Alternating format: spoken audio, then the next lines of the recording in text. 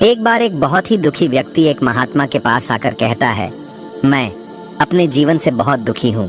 मैं अपनी बीवी, बच्चों और अपने परिवार को भी खुश नहीं रख सकता। मैं अपने लिए भी कुछ नहीं कर पा रहा। कभी कभी तो मुझे अपनी जिंदगी को खत्म कर देने के भी ख्याल आते हैं। आप इतनी साधनाएं करते हैं, इतनी तपस्या करते हैं, क्या आप मुझे कोई ऐसा मार्ग बता सकते हैं जिससे मैं अपने बुरे वक्त से बाहर आ सकूं? मेरा बहुत बुरा समय चल रहा है। 2 वक्त की रोटी का इंतजाम करना भी मेरे लिए बहुत मुश्किल हो गया है। अब आप ही बताएं कि मैं ऐसे वक्त में मैं जिंदा रहूं तो कैसे रहूं? कैसे अपने परिवार को खुश रखूं? कृपया करके कोई साधारण सा तरीका बताने की कृपा करें ताकि मैं आसानी से समझ सकूं, क्योंकि मैं बहुत पढ़ा लिखा नहीं हूं।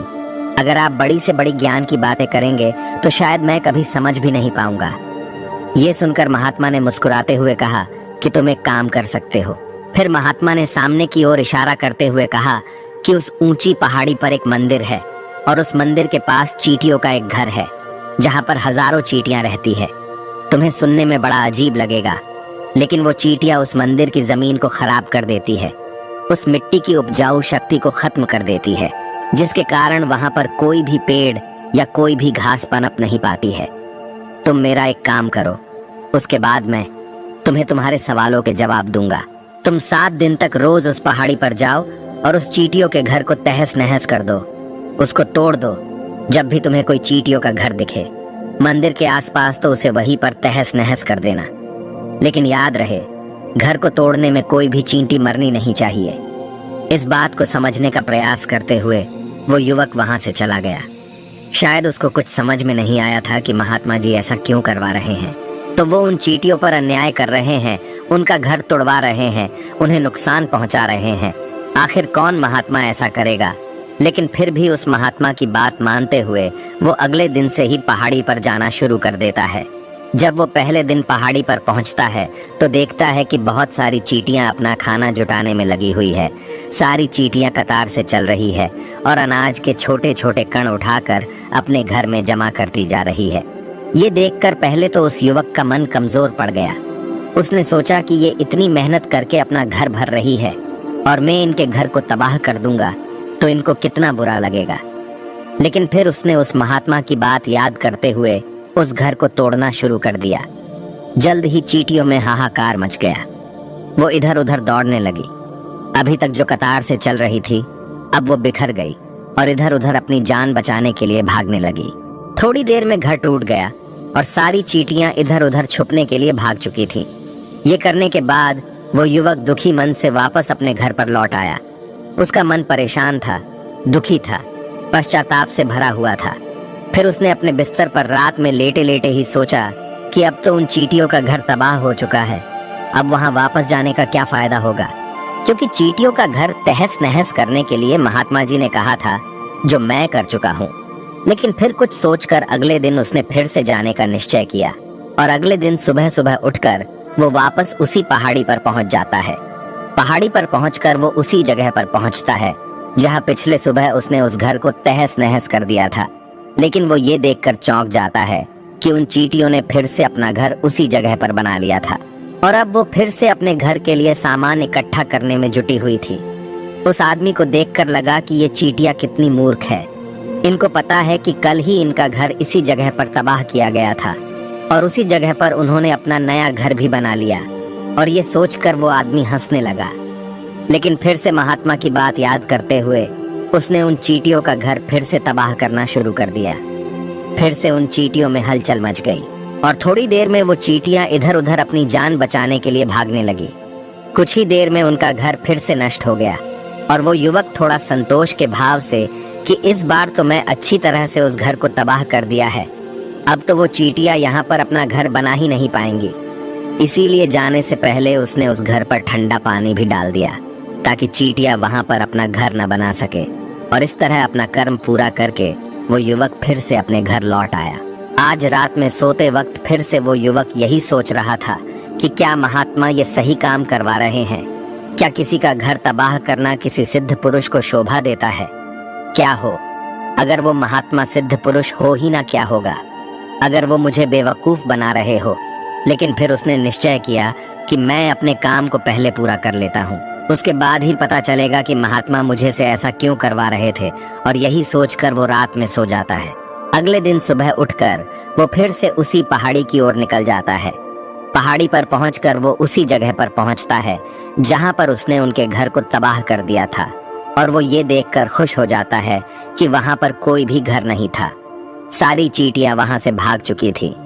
अब उसने सोचा कि अब मेरा रोज रोज आने का क्या फायदा होगा, क्योंकि चींटियां तो अपना घर बदल चुकी है, और महात्मा जी ने मुझे 7 दिन आने के बाद कहा था, लेकिन आज तो तीसरा ही दिन है। अब बाकी 4 दिन वापस आने का क्या फायदा होगा। और यही सोचकर उसने निश्चय किया कि यहाँ से वो सीधा उसी महात्मा के पास जाएगा और उनको ये सारी खबर बता देगा। जब वो वापस मुड़कर उस पहाड़ी से उस महात्मा की कुटिया की तरफ जाने लगा, तभी अचानक उसकी नजर एक और घर पर पड़ी जो कि चींटियों का ही बनाया हुआ था। मतलब कि वो घर चींटियों ने ही बनाया था, और अब वो चींटियां नए घर में वास कर चुकी थी।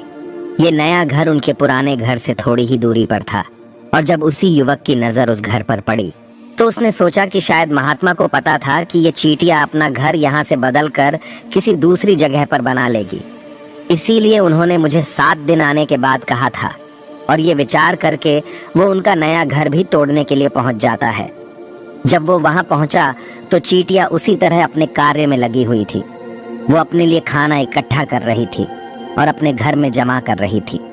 जब पुराना घर टूटा था, वहां भी अनाज के कण बचे हुए थे, और चींटियां वहां से भी अनाज इकट्ठा कर करके वापस अपने नए घर में ला रही थी। अब यहाँ पर फिर से युवक का मन थोड़ा कमजोर पड़ गया, क्योंकि वो खुद भी कमजोर था, खुद भी वक्त का मारा हुआ था। इसीलिए उसके मन में उन चींटियों के प्रति दया का भाव उमड़ रहा था। उनके ऊपर उसे दया आ रही थी। वो चाहता था कि उनकी मदद करे, लेकिन वो उल्टा उनको नुकसान पहुंचा रहा था।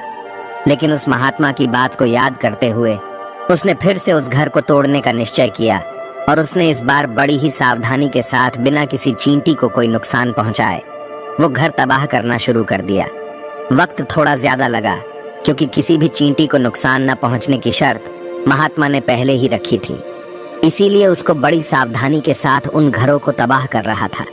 लेकिन आखिरकार उसने उस घर को भी तबाह कर दिया, और उस घर को तबाह करने के बाद वो बड़े ही दुखी मन से, इस बार वो पहले से भी ज्यादा दुखी था, क्योंकि उसने उनका नया घर भी तोड़ दिया था। वो उन चींटियों को बसने ही नहीं दे रहा था, और वो अब अपने आप को शैतान या दानव समझने लगा था। लेकिन फिर भी उस महात्मा की बात को मानते हुए वो अपने घर पर दुखी मन से वापस आ गया। रात में सोने से पहले एक बार उसने फिर से सोचा कि मैं कितना बड़ा शैतान हूँ, कितना बड़ा दानव हूँ। पुराना घर तो छोड़ो, मैं उन चींटियों को कहीं भी बसने के लिए कोई जगह ही नहीं दे रहा हूँ। वो चींटियां मेरे बारे में क्या सोचती होगी? वो कितना बड़ा दानव होगा उस परमात्मा को जो मेरे द्वारा ये काम करवा रहा है। लेकिन फिर भी उसने अगले दिन जाने का निश्चय किया, और अगले दिन सुबह सुबह वो फिर से वहां पर पहुंच गया। वो ये देखकर फिर से आश्चर्यचकित रह जाता है कि इस बार चींटियों ने एक और नई जगह पर अपना घर बना लिया था। वो तो पहले से भी ज्यादा ऊर्जा के साथ काम कर रही थी, और उन्होंने एक रात में पहले से भी बड़ा घर बना लिया था, और अब वो फिर से अपना अनाज और खाना इकट्ठा करने में जुटी हुई थी। ये देखकर उस आदमी को लगा कि ये चींटियां किस मिट्टी की बनी हुई है। मैं उनको बार बार यहाँ से भगाने की कोशिश कर रहा हूँ, और ये वहीं पर अपना घर बना लेती है। क्या इनको पता नहीं है कि मैं यहाँ पर कभी भी बसने नहीं दूंगा? ये चींटी है, दिखने में इतनी छोटी है, लेकिन फिर भी ये मुझसे हार नहीं मान रही है।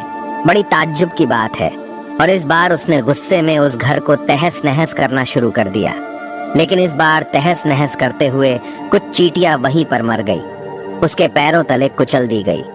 कुचलने के बाद जब वो अपने अहंकार से बाहर आया तो उसने देखा कि गुस्से में उसने उन चींटियों को कितना क्षति पहुंचा दी है।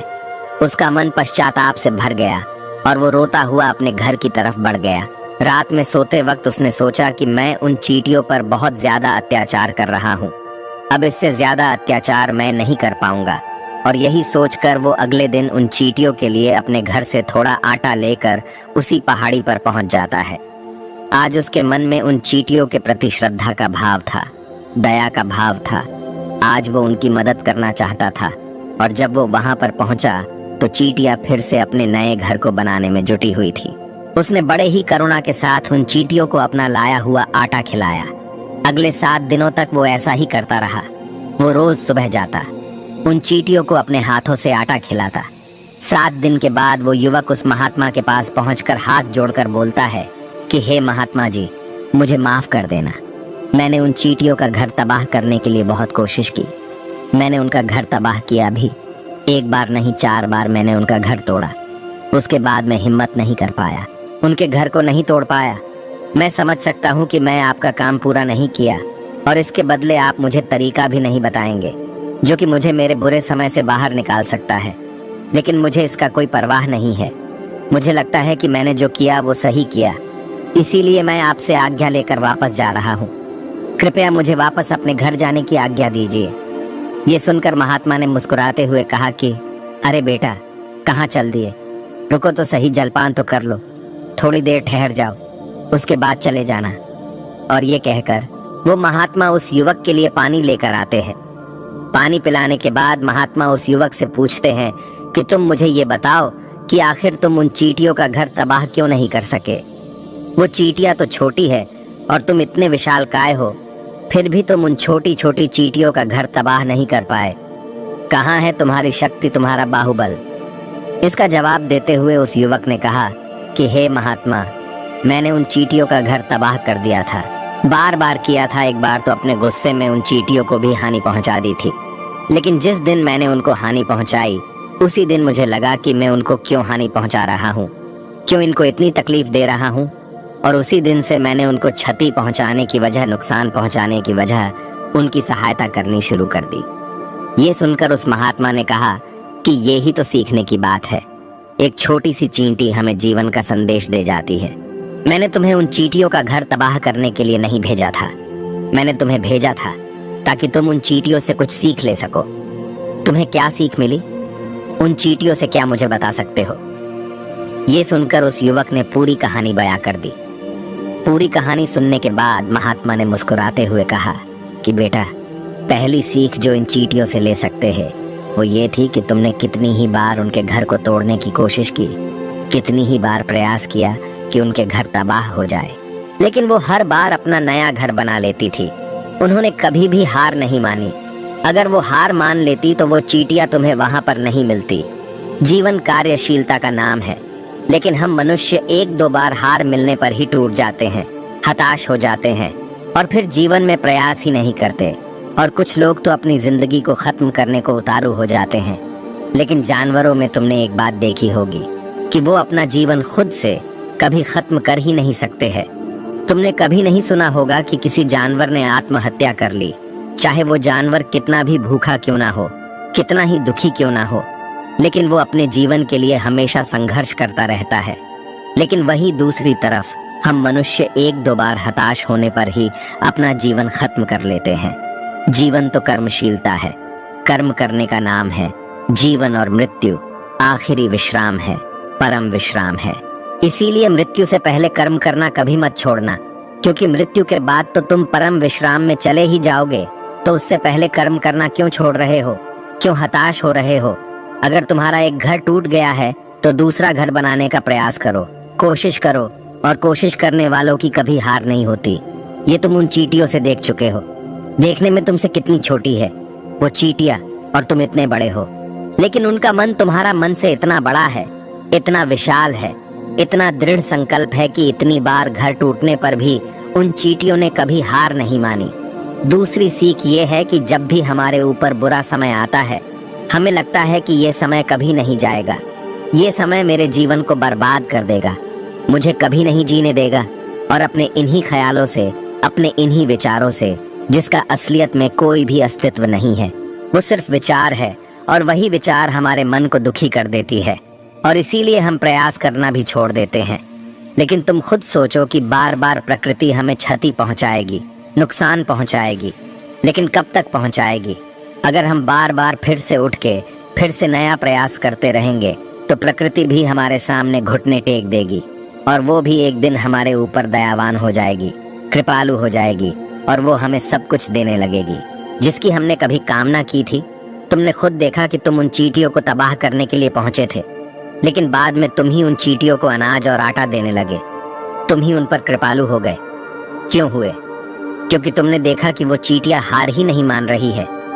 इसी तरह अगर तुम भी अपने जीवन में कभी हार नहीं मानोगे तो एक न एक दिन ये प्रकृति तुम्हें वो सब कुछ देगी जो तुम अपने जीवन में पाना चाहते थे।